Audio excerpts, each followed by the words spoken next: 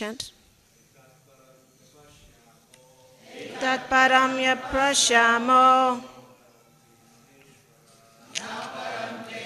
Ishvara Maya hi lokasya Vyaktisya vyakta karmanaha Mridanaya hi lokasya Vyaktisya vyakta karmana Etat param prapashyamo Na param te maheshvara Mridanaya hi lokasya Vyaktisya vyakta karmanaha Etat param prapashyamo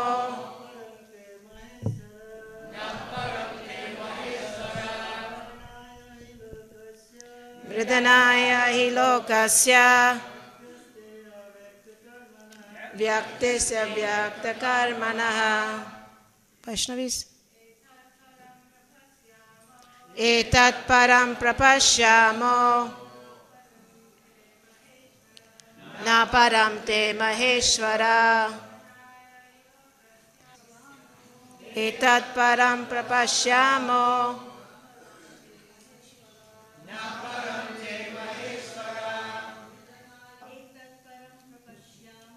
Etat param prapashyamo Na param te maheshvara Ndanaya hi lokasya Vyaktiste vyakta karmanaha Etat param prapashyamo Na param te maheshvara Mridanaya hi lokasya Vyaktiste vyakta karmanaha Etat, all these things. Param, transcendental. He, indeed. Lokasya, of all the world. Vyaktihi, manifested. Te, of your lordship. Avyakta karmanaha, whose activities are unknown to everyone. Translation and purport by His Divine Grace, A.C. Bhaktivedanta Swami Srila Prabhupada Ki. Translation. O greatest of all rulers, your actual identity is impossible for us to understand. As far as we can see, your presence brings flourishing happiness to everyone. Beyond this, no one can appreciate your actual identity is impossible for us to understand. As far as we can see, purport. When the demigods offered these prayers to Lord Shiva, their inner purpose was to please him so that he would rectify the disturbing situation created by the halahal poison. As stated in Bhagavad Gita 7:20, Kamas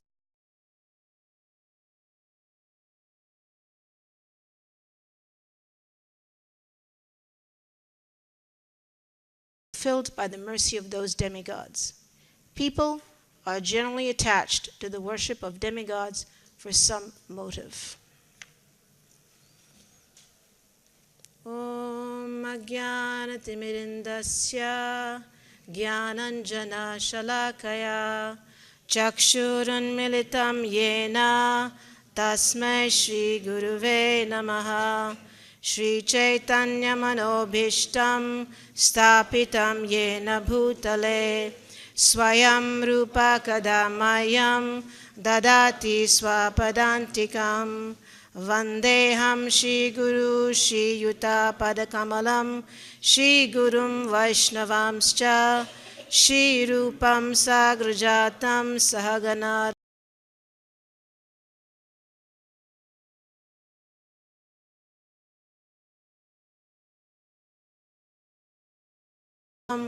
Shri Radha Krishna Padan Sahagana Lalita Shri Vishaka Vitamscha He Krishna Karuna Sindhu Dinabandhu Jagatpate Gopesha Gopika Kanta Radha Kanta Namastute Tapta Gaura Bhakta Vrinda Hare Krishna Krishna Krishna Hare Hare Hare Rama Rama Rama Hare Hare.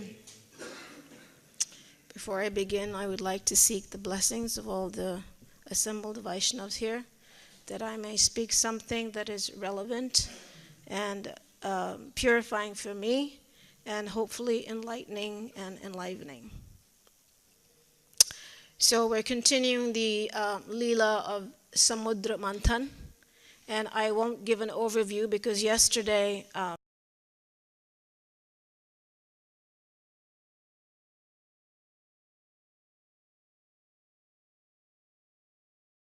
this point of the Leela. So 3 things I wanted to focus on in this class. One thing from the translation itself, which is specifically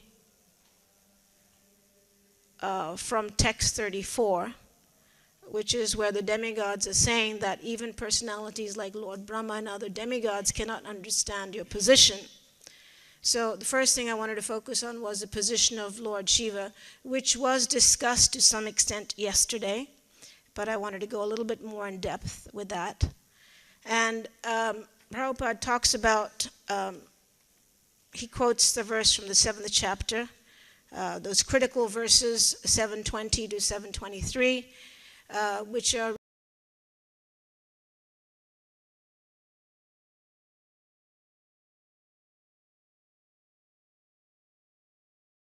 which I hope we do, it's the disappearance day of Srila Madhvacharya. So I'd like to say a few words in his honor, since we are connected to him, and it's important to know our heritage. We are in his line, his lineage, so our heritage and lineage and our legacy is important, so I'd like to focus on him a little bit. I'm going to pose some questions, food for thought for you, and then I'll expand on them. The position of Lord Shiva is very, very difficult to understand. And the reason being because he's in his own category. There's Vishnu Tattva, and there's Jiva Tattva, and then there's Shiva Tattva. And it's very difficult to understand Lord Shiva. Now, why is that? Why is it? Any answers? Why is it difficult? Why is it difficult to understand, or why is it in its own category? Both. He's in his own category because he's not an ordinary jiva, yet he's not exactly the same as Vishnu. Yes. Now, in the Srimad-Bhagavatam and also the Chaitanya Charitamrita, and also confirmed in the Chaitanya Bhagavat, it is said that if we see a difference between Lord Shiva and Lord Vishnu, one is an offender. But on the flip side, when we read the 10 offenses, which are coming from the Padma Purana, it says, okay, that could be. And that's another thing I wanted to discuss is sometimes it's all khichdi for us. It's all mixed. There's Sadashiv, there's Lord Shiva, and then there's Rudra. And which Shiva are we talking about? There's a Shiva who is created. If we look at the 3rd canto of the Srimad-Bhagavatam, that talks about the process of creation, we know that the 4 Kumaras came, and Lord Brahma asked them to create progeny. And they said, no, they disobeyed him. So Lord Brahma was angry. And from that anger, from between his eyebrows, manifested Rudra. So then we're thinking, okay, Lord Shiva is created, right? But at the same time, he has an abode, which is called Maheshadham. And that's in the Brahma Samhita. If you know the verse, Goloka namni nijudhamni chaleta tasya devi mahesha haridhama shute shuteshu te te prabhava nichaya vihitascha yena govindamari purusham tamaham bhajami. So between the material world and the spiritual world, there's a river. What is that river called? The Viraja River. So you have Devi Dham, which is basically the material universe. Then you have Mahesh Dham. And then beyond Mahesh Dham, you have Hari in the spiritual world. Now, who lives in Mahesh Dham? Sadashiva. Sadashiva lives in Mahesh Dham. That abode is eternal. Sadashiv is not created. But we see that Lord Shiva is created. And the Rudras are also created. Rudras, there are 11 Rudras. Sometimes. So here what we are seeing, so in the third canto we see that Lord Shiva is manifested.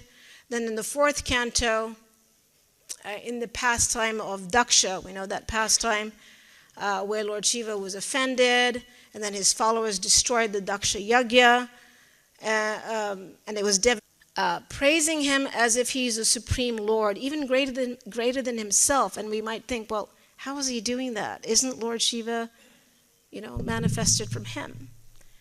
And then we have this pastime, where we see that Lord Vishnu is telling the demigods, let's all go to Lord Shiva so he can drink the poison. And these prayers are giving an indication as if Lord Shiva is supreme. But then when we go to the 12th chapter of this canto, we'll find that Lord Shiva himself is bewildered by Mohini Murti. So how do we figure all this out?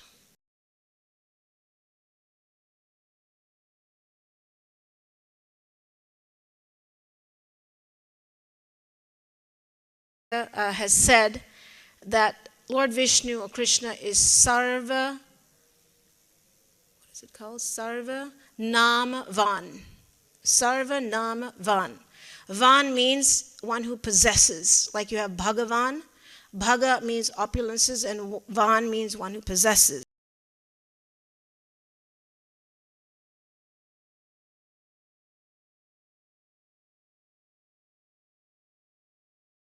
Jnanavan, someone who possesses knowledge. So Vishnu is Sarva Nam Van. And yesterday, Hriday Chaitanya Prabhu was explaining that Srila Rupa Goswami's Bhakti Rasamrita Sindhu has done exhaustive analysis and explained. And then we have Vishnu Tattva, Vishnu, who manifests 60, and then Krishna extra 4, 64. So when we see that Lord Shiva has 55 qualities, and if you look at the Vishnu Sahasranam, the 1,000 names of Lord Vishnu, we'll see there's 15 to 20 names that are common to both Lord Shiva and Vishnu. So we might think, oh, what is that referring to? This is supposed to be Vishnu Sahasranam. But they're also referring to qualities. Like Prabhu mentioned yesterday that Shiva means auspicious. So it can also refer to a quality. And since Lord Shiva is very close to Lord Vishnu, it's not surprising that also in the past time in the Bhagavatam with Atriya Rishi, when he prayed to get a son, and Dattatreya Vinas. And now we are seeing that the demigods are offering prayers to Lord Shiva as if he is the Supreme Lord himself. So how is this reconciled? This is reconciled because our philosophy is based on Achinta Bhed Abhed Tattva. That means simultaneous oneness and difference. So the one absolute truth manifests in multifarious ways to uplift the conditioned soul. To control, not that he's under or influenced by. When he manifests to control the mode of passion, he is Brahma. And when he manifests to control the mode of ignorance, he is called Lord Shiva. So in one sense, it's the same absolute truth, but having specific functions. So sometimes we'll see that the abhed part is emphasized. Abhed means there's no difference. In this case, it's the same absolute truth manifesting in different features for different functions.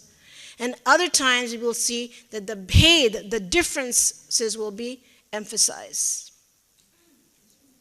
And the example is also given in the Brahma Samhita about the position of Lord Shiva is nothing but a transformation of milk. When you add yogurt culture, the milk is transformed into yogurt. Shiram yatha divikara vishesha yogat sanjayate nahitatha pratigasti heto ya sambhutam apitatha samupeti karyad govindamari purusham tamaham bhajami.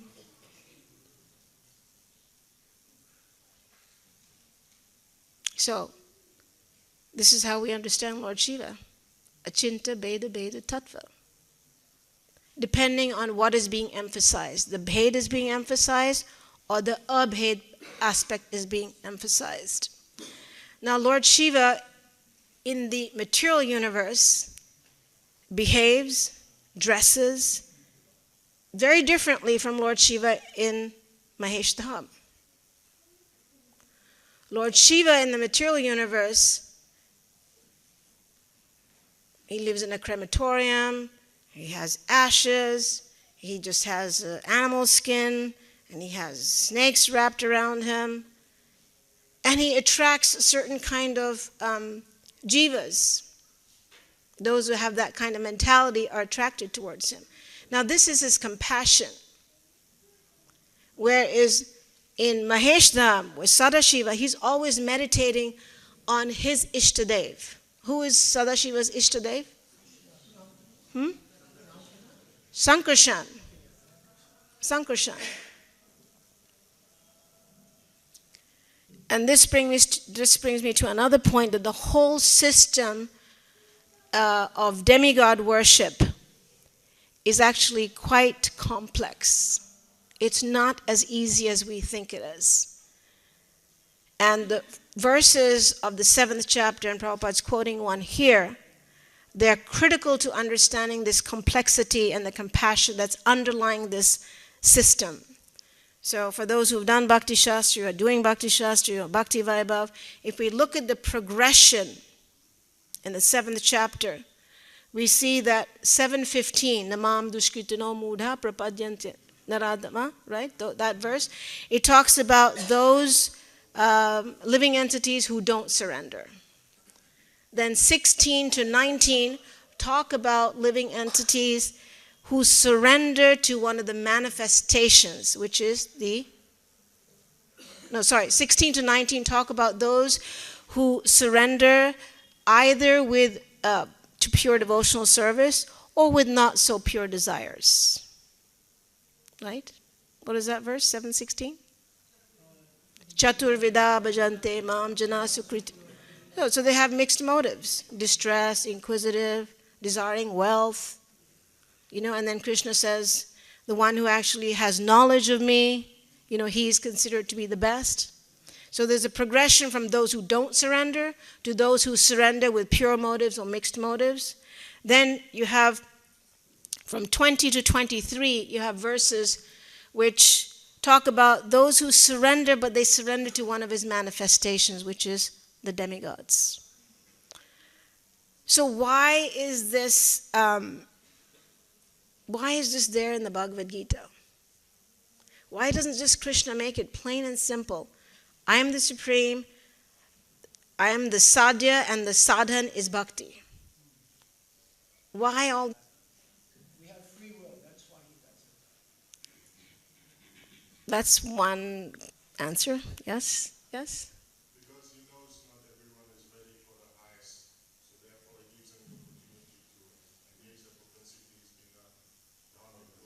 Yes. Anyone else? Same. Yes? People have different mentalities. Yes. So he gives different paths so that whatever your mentality is, you can make advancements. Right. So the Vedic culture and Vedic literatures are very flexible. They're very flexible in the sadhya and the sadhan. Sadhan means method and sadhya means the goal. And there's dhyana yoga. If you can't do bhakti, you can do any one of those. If you can't worship me directly, you can worship the demigods. If you don't want to worship the demigods, you can worship the impersonal Brahman. It's very accommodating. Vedic culture is very accommodating.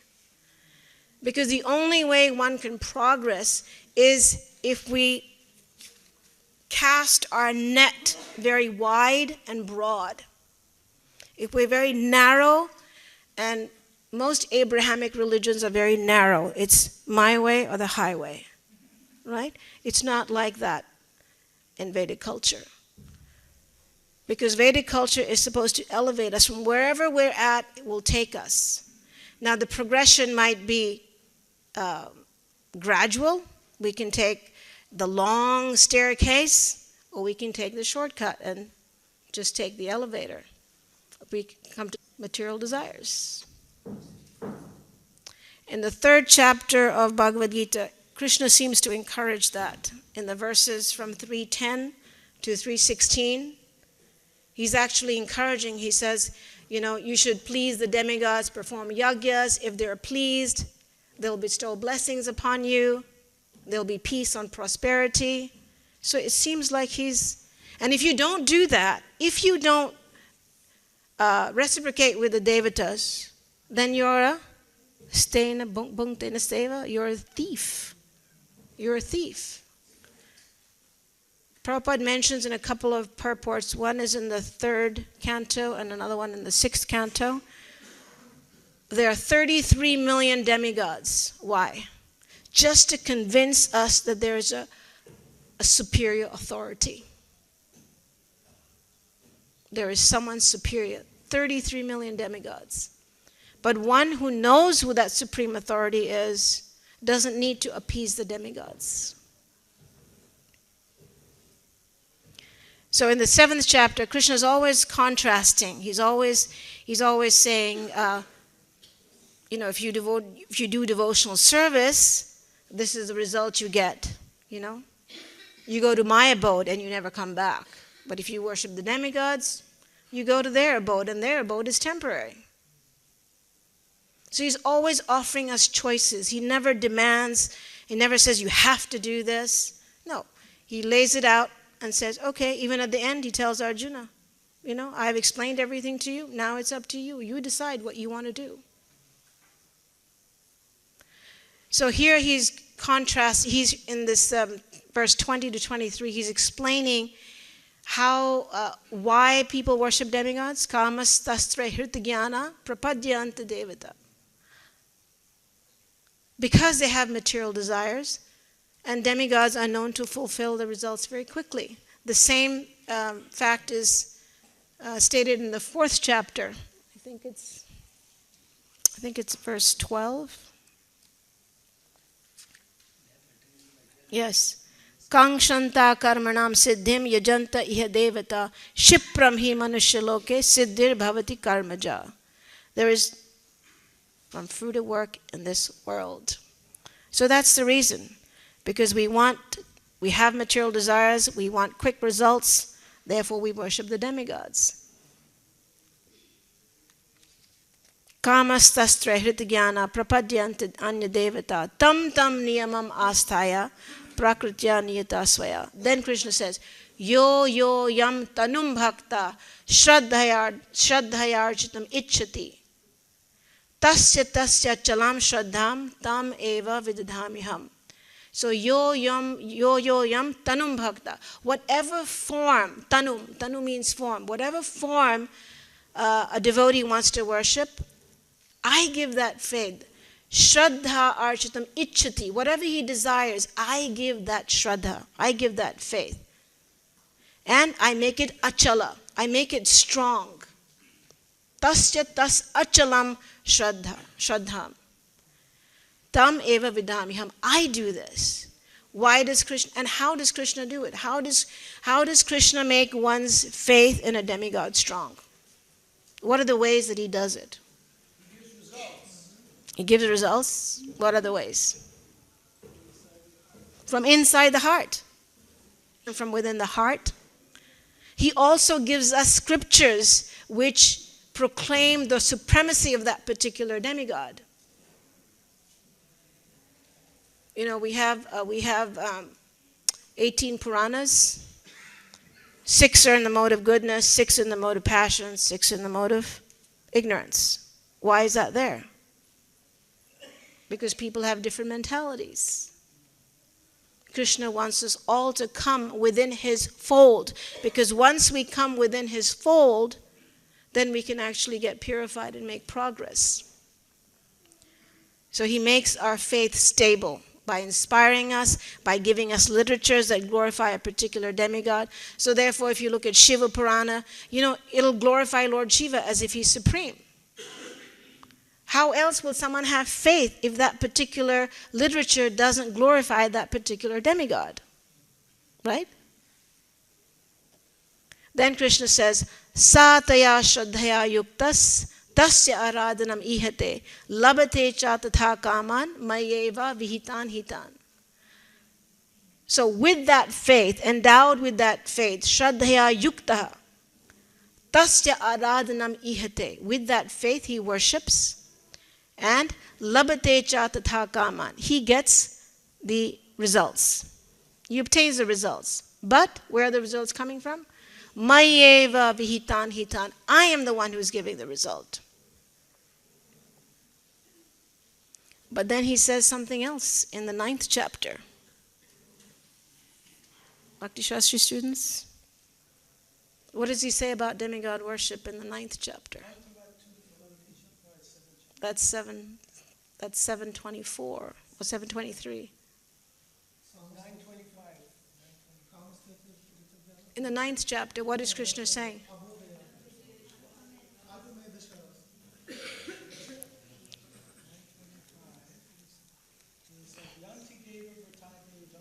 No, 923. Yepi anna devata bhakta yajante shraddhayanvita. Tepi mameva konteya yajanti avidihi purvakam. They're worshipping me. So he's giving his own opinion. They're worshipping me. Definitely. But it's indirect. It's avidhi purvakam. It's not proper. It's not in accordance. Not in accordance. In the Bible, we have the story of the prodigal son. Everyone's familiar with that story?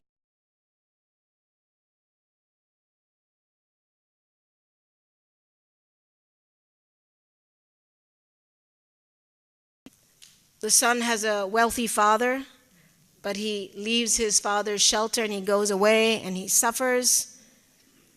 But then he comes back home and the father welcomes him and embraces him and as a sign of his great love for his long-lost son. So no matter the son has gone away and suffered, but when he comes back, the father shows his love. Krishna is like that, but more.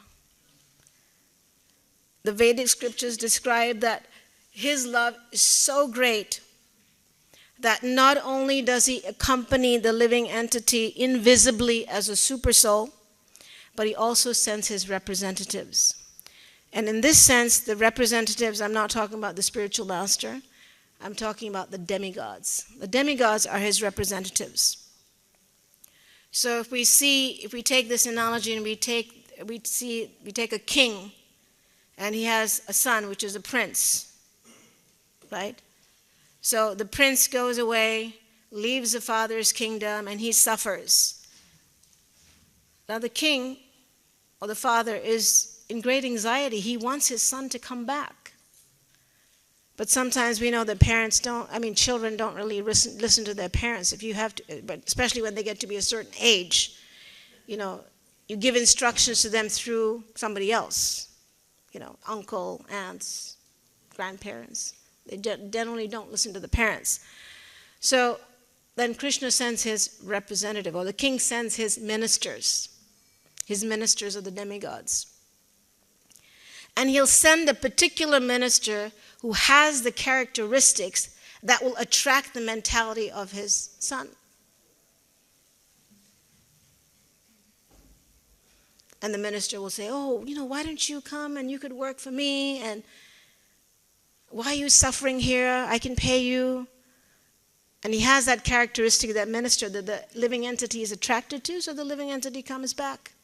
And he comes back into the kingdom, and he's doing everything, and he thinks the minister is doing everything and paying my salary. But actually, where is it coming from? It's coming from the father, the king. So Krishna's like that. He wants us to come within the house of the Vedas. Once we come within that house, then there's a chance, a scope that we will gradually be purified. And that someday we can take up to the process of worshiping Krishna directly. So the system of demigod worship is a system of compassion. Now, we could say that the ministers are different demigods, like we could say there's Surya, and difficult to understand. He's not just a minister. He's the alter ego of the king. That means sometimes he acts as a supreme lord. There's a story from the Vallabha Sampradaya. One time, Vallabhacharya, he was a great devotee of Lord Shiva and Lord Krishna at the same time. He was in great distress because of ups and downs in his life. So he went to a Shiva temple and he prayed fervently there.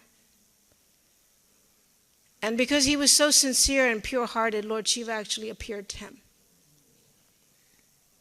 Vallabhacharya was surprised, but because he was sincere and pure-hearted, he didn't ask Lord Shiva for any material benediction.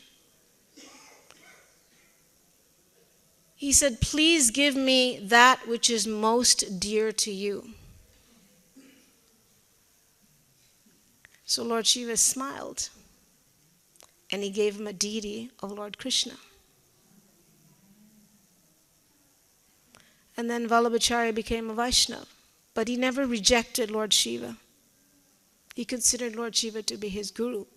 So if one worships a particular demigod with sincerity, with faith, one will get elevated, especially Lord Shiva, because he is so special.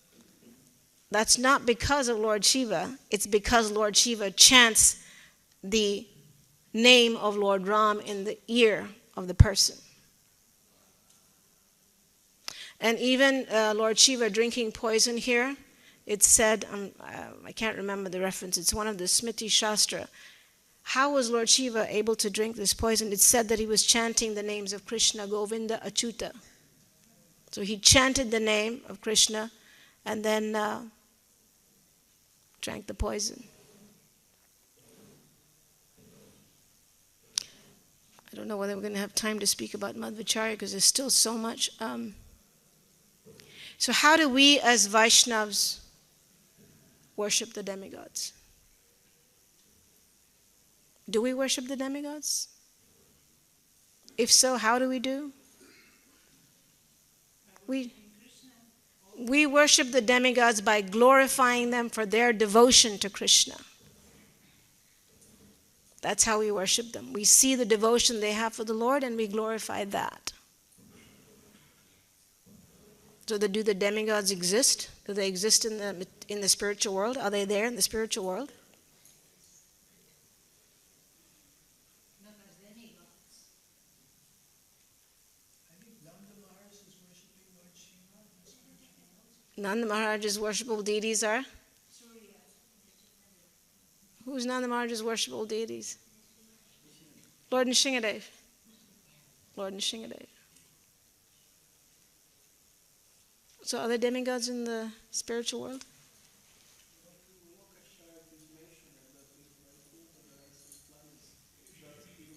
are dominated by associates of Lord Vishnu. They have the same name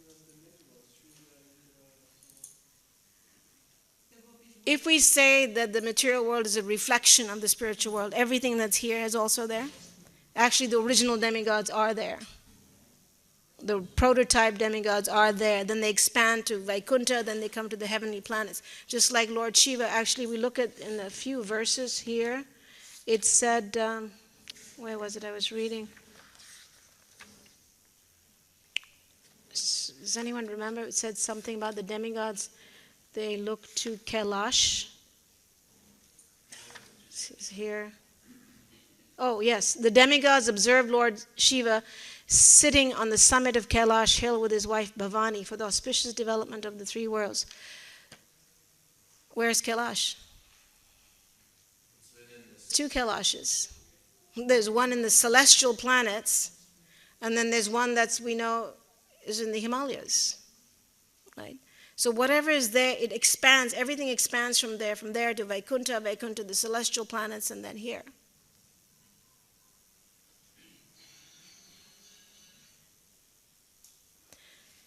So that's why we have demigod worship, because Bhagavad Gita offers, the Vedic literatures offer multi-level spirituality.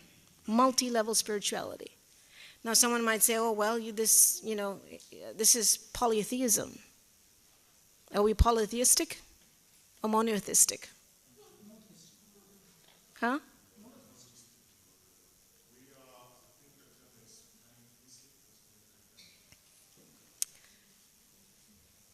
Okay, I'm going to just speak a few words about Madhvacharya. I'm just going to kind of cut it short here. So today, Sampradaya, which is Ramanujacharya. There's the Kumar Sampradaya, and the main acharya for that is Nimbarkar Acharya, and the Rudra Sampradaya, main acharya is Vishnu Swami. So Madhvacharya is actually it's said that all these four sampradayas are like ropes that have descended into a well, 4 ropes that have descended into a well. The material world is compared to a dark, deep well of ignorance. And these ropes are there, hanging down. And we can catch any one of these ropes to come out and go back to the spiritual world. But these days, how many people even know the names of these sampradayas? And Vishnu Swami. He gave it so much importance. Now, Madhvacharya is important to us because we are connected to him. How are we connected to him? Lord Chaitanya took initiation from Ishwar Puri. Ishwar Puri took initiation from Madhavendra Puri. Madhavendra Puri took initiation from Lakshmipati Tirtha, and Lakshmipati Tirtha was in line with Madhvacharya. So we're called the Brahma, Madhva, Gaudiya Sampradaya. Brahma because it originates from Brahma, Madhva because he's the main acharya for the Sampradaya. Then Gaudiya. Gaudiya is because we are connected to Lord Chaitanya because of Madhavendra.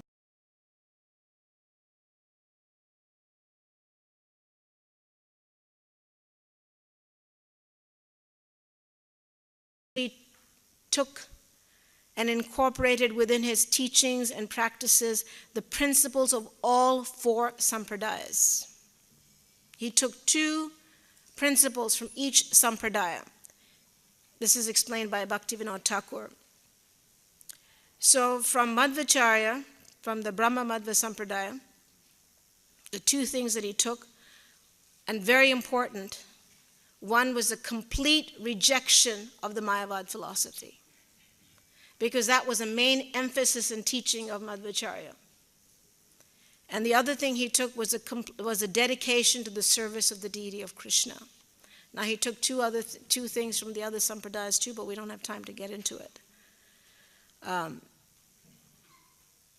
this was an emphatic conception, because he came at a time where Sankaracharya's Advaita philosophy was so prevalent. He was a powerful preacher. Shankaracharya is none other than an incarnation of Lord Shiva. So his preaching and his word jugglery,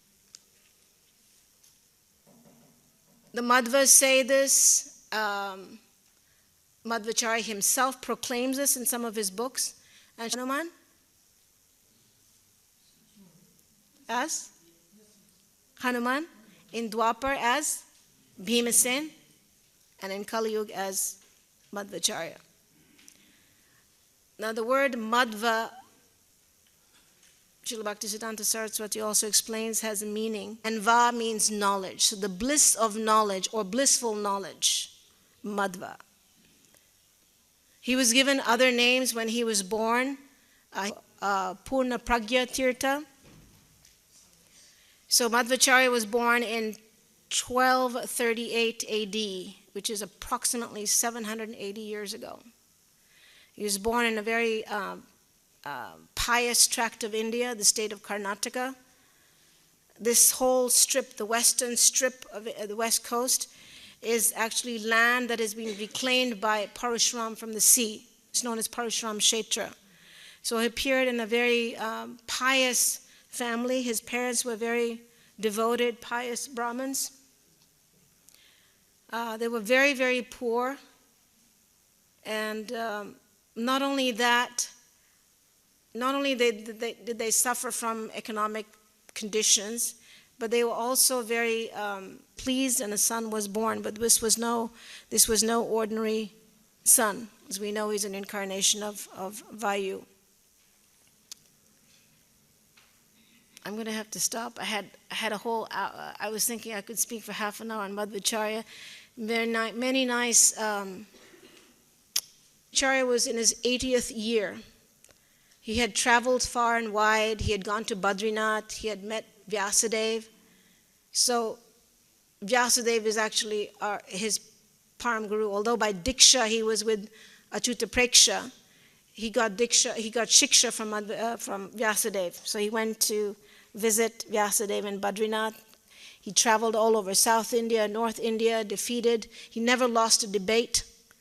He defeated so many scholars, converted them to Vaishnavism.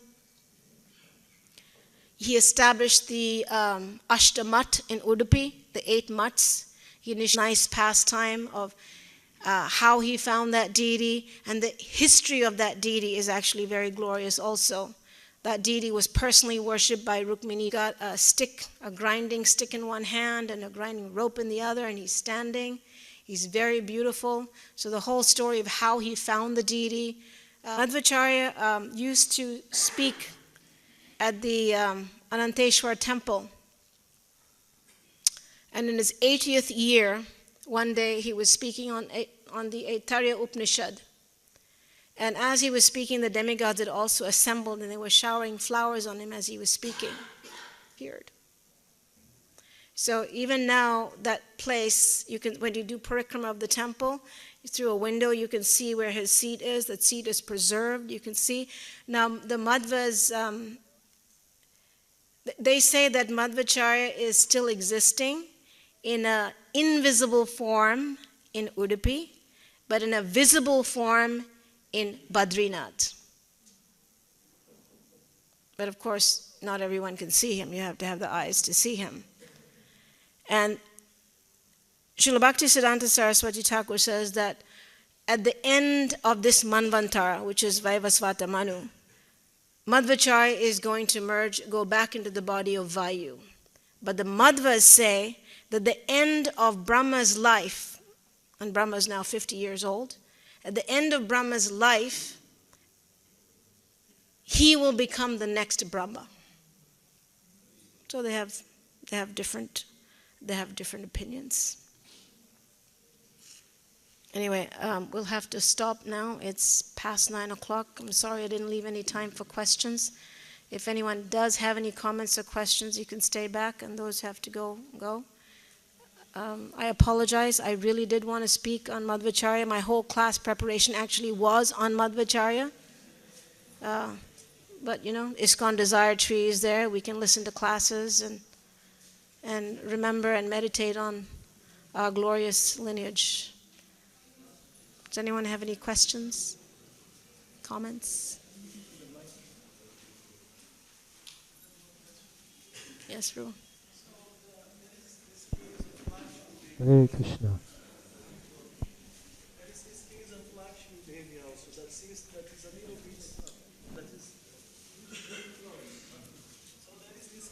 It's not on.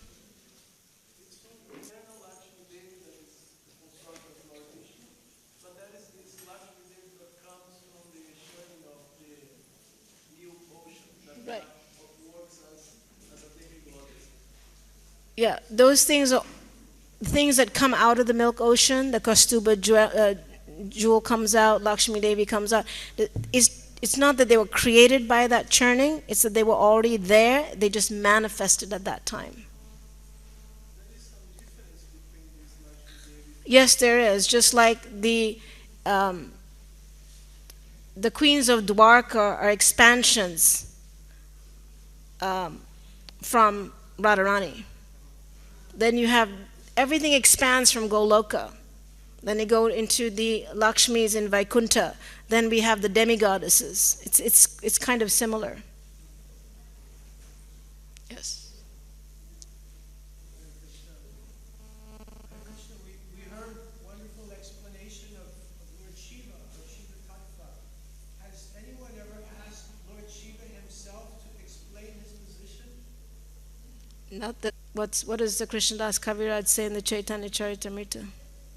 Akele Ishwar Krishna or Sabrit. Everyone else is a servant. The only supreme is Krishna. So all genuine devotees, no matter how great they are, whatever their position, we're all servants. Yes, Roo. I'm wondering why, trying to understand and reconcile why there's such an emphasis placed on defeating Mayavad philosophy, when in the Bhagavad Gita, Krishna seems to say, people can come to me through the impersonal Brahman, and that would be... There's a difference between Mayavad and Brahmavad. Brahmavadis are not offenders. They don't deny that the Lord has a form. They just choose not to worship the Lord with the form. Whereas Mayavadis are offenders because they actually deny that the Lord has a form. There's a difference. And this is a short explanation. Yes. Everything is controlled by Krishna. Yes, yes. Everything is controlled by Krishna. Yes, ultimately, yes. Our mentality, activity, all are controlled by Krishna. No, we have minute free will. We're not robots. All this life is mentioned that everything is controlled by Krishna. Our mentality and activity is not controlled by Krishna. Free will. Islam should be last of life. We should write that we have free will, we have the choice. So everything is not controlled by Krishna. Which line are you referring to? Say that a line is mentioned in the scripture that Maybe everything he's referring to Ishvara, Parama, Krishna. Krishna is the supreme controller. is supreme. Everything is controlled by Krishna. Our mentality and activity, every activity is not controlled by Krishna. This we have choice. So free will. Yes, This line is but it's so minute. You know, when you have a salt mine, it's just full of salt, and there's a little piece of grain of sugar or something. Is that going to make a big difference? Yeah. In a huge salt mine, if you just have one little tiny grain of sugar? Line is wrong. Everything is not controlled by Krishna. It is. It is controlled. Our activity and mind, mentality will not be controlled by Krishna. How you say that everything is controlled by Krishna? This line is wrong. Which line are you referring to? Everything is controlled by Krishna. This line is wrong. This is not offensive. No, it's okay. It's okay. I'm not offended. Anyone have any answers to that? Even that free will, where is it coming from? Where's that free will coming from? Who gives us that free will? Lord has given that free will. Yes. So we have free will, but we're still fully controlled by Krishna. Because our free will is limited. It's Because our free will is that we can choose to be controlled by Krishna directly, or we can choose to be controlled by Krishna indirectly through Maya. So that is our free will. We can choose, I'm going to serve Krishna, or I'm going to be controlled by Maya, and the influence of the modes and all my desires. But either way, we're controlled by Krishna. Because Maya is controlled by Krishna. the example is always it's given that once one is on a plane, we choose to go on a plane. Have that little minute independence, and that independence is very important because it makes it shifts our trajectory. Where are we going? You want to serve Krishna, you want to go towards Krishna, or you want to go away from Krishna and serve him indirectly. But even that free will, we are part and parcel of Krishna. Even that free will is coming from him. And if that wasn't there, how could we have a relationship? How could we develop love? Free will is given by Krishna, and free will can be taken away by Krishna also. So Krishna's in control. He doesn't do it, but he can. If we said he can't do it, then we'd be limiting him. If we said Krishna can't take away the free will, then he can, but he won't. He doesn't. But if he wants to, he can. The sadhya and the sadhan. Oh, sadhya is the goal, and sadhan is the method. For any particular goal you want to achieve, there has to be a process of how you're going to achieve that. So we know that our sadhya is Krishna, and our sadhan, our way and means of achieving it, is bhakti. That is what the Srimad-Bhagavatam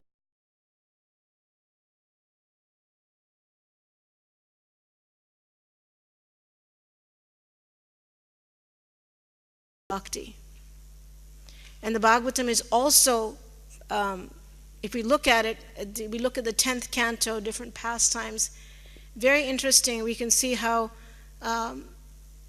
so many different demigods are being put in place. And again, Krishna's supremacy is coming out. We see from Brahma, he gets bewildered, right? He steals the cows and the calves. And Krishna shows his power, and he manifests. And Lord Shiva's devotee, who was given 1,000 arms, but then he was defeated, and Lord Shiva didn't help him. And there was a fight, and then Lord Shiva released his Shivastra, and then Vishnu released his Narayanastra, and then the yawning started, and that was it. And then we have the pastime with Indra, he was defeated. Then Varun, when Varun... And the method to achieve him is also the most supreme. There's nothing higher than bhakti. Yes, Ru? I'd like to hear this question. Oh, I'm sorry, I didn't see. Well, I read that, talking about demigods, that every demigod has a mantra we have to receive to it. And every mantra, the beginning and the end is Lord Vishnu's name. Yes. So therefore, the reason why Krishna is so merciful that people who will worship the demigod eventually will come to the point that they will Yes. Yes. All the yagyas that are done to the demigods always have Om. Even in the 4th canto, we see them when Prithu Maharaj was doing the yagyas, and yagyas are karma kanda. When Prithu Maharaj was doing the yagya, he's a pure devotee. We think, why is he doing these yagya? Because he knows that not everyone in his kingdom is going to worship the Supreme Lord. So as he's doing the yagya, he's meditating and thinking, this is all going to the Supreme. But he has to set an example for the citizens of the kingdom, because he knows not everyone is going to worship the Supreme. So, what is our motivation? What's our intention? What's our conception? The Ishopanishad also talks about this. One must have the right conception, the right object of worship. And then there's motivation. Like here we see in the prayers, there's a fine line between flattery and praise. When Hiranyakashipu was offering prayers to Lord Brahmā, that was flattery. He was glorifying Lord Brahmā as if he's a supreme, and we know he isn't. So he's flattering. There's a difference between flattery and praise. I'm looking at the time, it's 9:15. Yes.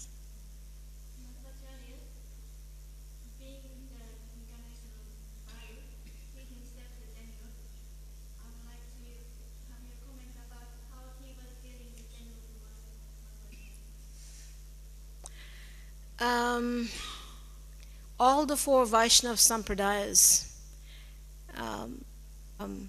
And he was slapped in a dream. Jagannath came to him and slapped him, and he went far away to Kurmakshetra. He landed in a temple, and when he woke up, he thought it was a Shiva Linga. And he thought he had become an offender because the Sri Vaishnavas will not enter any temple of a demigod. They're so strict. So Ramanujacharya thought, oh, I've become an offender. I've offended Lord Vishnu because now I'm in this Shiva temple. But when he woke up, he realized it was actually a Kurma temple. That's how strict Ramanujacharya was. Why is this like this? Different time, place, circumstance, different mood. Lord Chaitanya, when he went on pilgrimage, he went to South India, he went to Vishnu Kanchi, he went to Shiva Kanchi also. He entered the temple of Lord Shiva and chanted and danced and paid respects. But his pilgrimage, it's not that he was only going to Shiva temple. So it depends on what's happening at that period in time, what is needed, what is emphasized. Like Prabhupada, it's in one sense it's easier if you come from a background which is non-Hindu, because then you don't have so much baggage. It's like you're told Krishna is the Supreme Personality of Godhead, and I don't have a problem with that. You try telling Indians, Krishna is the Supreme. I can speak from my own personal experience. We have no clear idea who's the Supreme. Everyone's Supreme. There's different conceptions of demigod worship. Some people think that demigods are independent and supreme. Some people think they're competitor gods.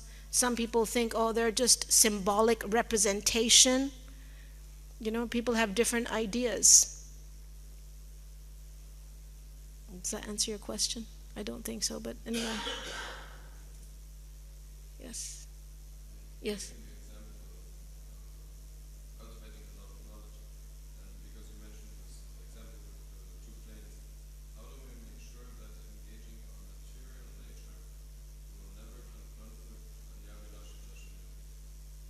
How do we?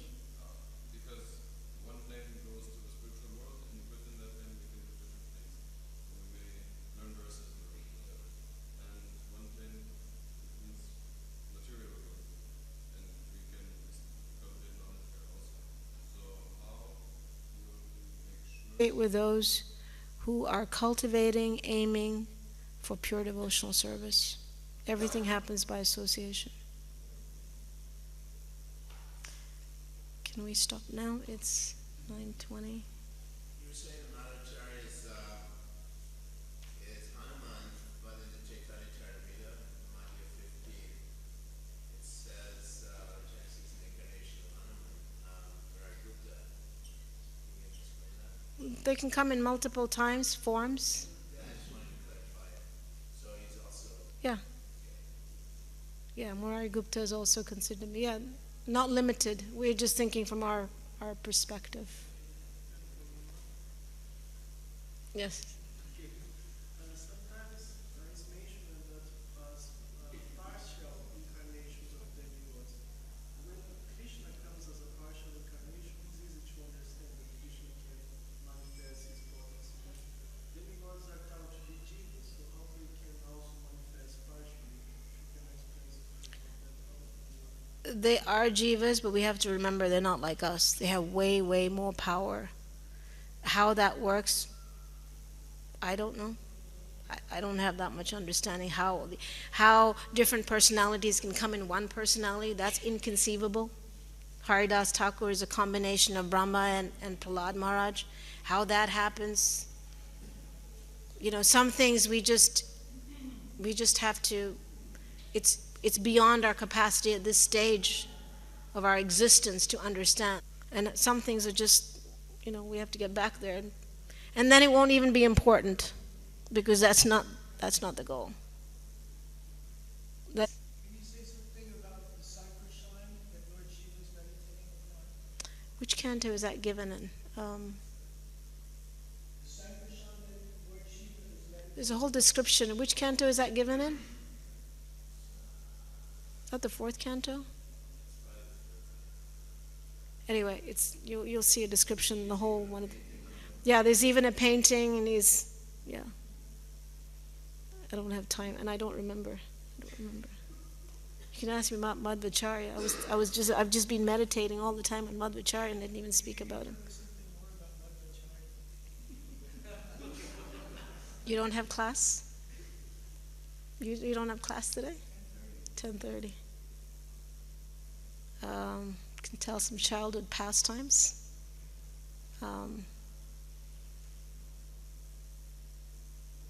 Madhvacharya was born in a place called Pajakshetra. It's about 8 miles from Udupi. The house is still there. I used to live in Karnataka, so I know. I've been to his house. Very typical architecture of Karnataka, of them.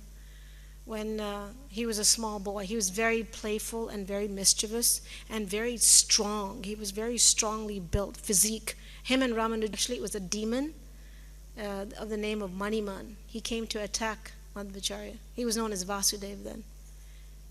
And just with the toe of his foot, Madhvacharya crushed that snake's head, and that imprint is still there on the stone. When pilgrims go, you can visit and see. That's one. Another very famous pastime of Madhvacharya is that because his parents were very poor, so his father, Narayan Bhatta, he took a loan from a moneylender, and he wasn't able to pay him back. He wasn't able to pay the installments in time. So the moneylender got fed up and he came. And he said, you pay me back. I'm not leaving this house until you pay me back. So then, little Madhvacharya, little Vasudeva comes and he says, there's no problem, I can take care of it. So there's a tree, a tamarind tree at the back of the house. He goes to the tamarind tree and gets a bunch of tamarind seeds. And he tells the moneylender, here you are. I'm discharging this debt on behalf of my father. We're all settled up. And the moneylender looks and says, tamarind seeds? What is this? Is this some kind of joke? And then he looks and he sees that the tamarind seeds have turned into gold coins. So the moneylender is astonished, of course, and happy, and he goes off. The father is also very astonished. What is this?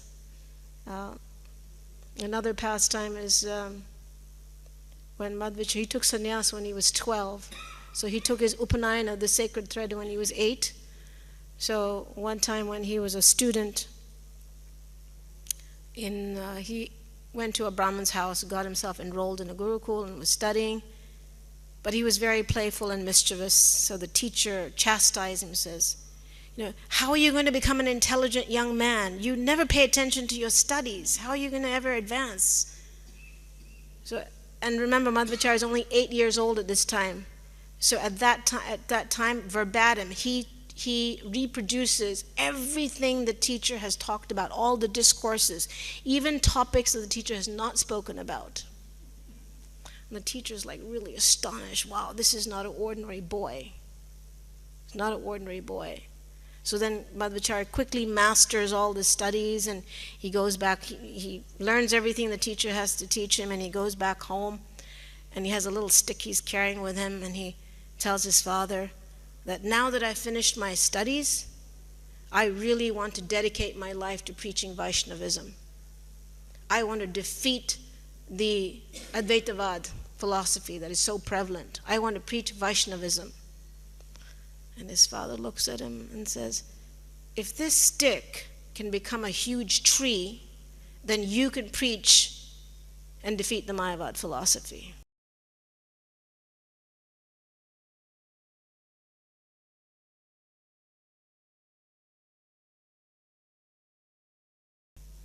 If the Supreme Lord is merciful, anything can happen. So he takes that little stick, plants it in the ground, and immediately it becomes into a huge tree.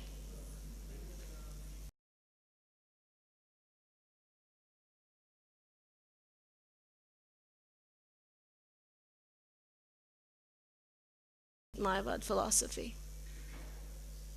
So, the father's very happy, but at the same time he's feeling a little alarmed because he's already lost 2 boys. And, he's thinking, oh, Madhvacharya, this little Vasudeva, he's very renounced, he's very enthusiastic about preaching, maybe he'll take sannyas. So he started to he started to make arrangements for his marriage.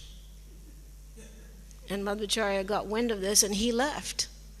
And he went to another Vaishnava Acharya. His name was Achyuta Preksha.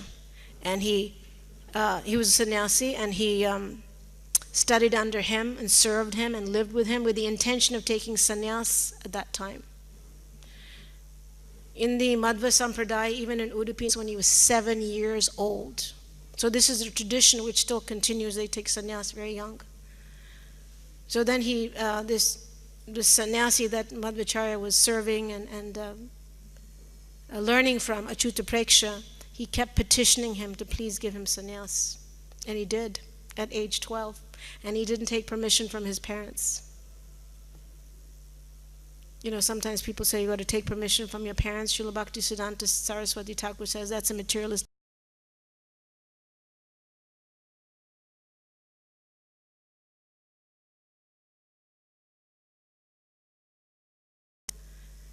He said he was being attacked by a crocodile.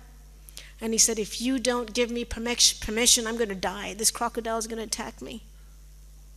And the parents said, no, we give you permission. You know, just, we want you alive. So he tricked his parents into giving him permission, and he also took sannyas.